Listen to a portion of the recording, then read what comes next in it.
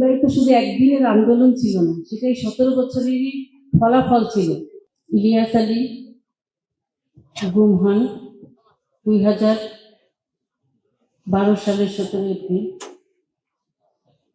তার 15 দিন আগে তারই অত্যন্ত ঘনিষ্ঠ ইফতেখার আহমেদ দিনারকে গুম করা হয়।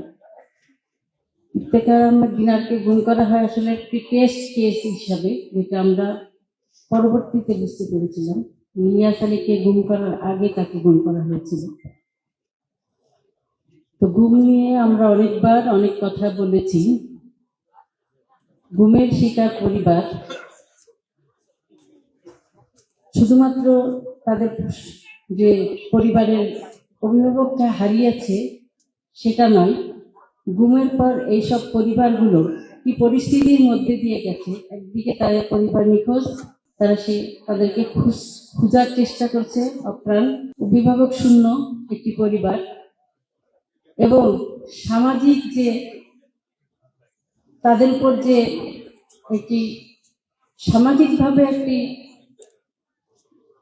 অত্যাচারী বলা যায়, নির্যাতন, তাদেরকে বিভিন্ন হুমকি ধামকি তাদেরকে দেওয়া হয়েছে পরিবারকে, তাদেরকে সামাজিকভাবে। যেমন আমার বাচ্চা ছোট ছিল যখন, মেয়ে স্কুলে পড়তো, যখন সে স্কুলে যেত এই বিষয়গুলো তাকে তার সহপাঠী এবং অন্যান্য যারা তারা জিজ্ঞাসা করত।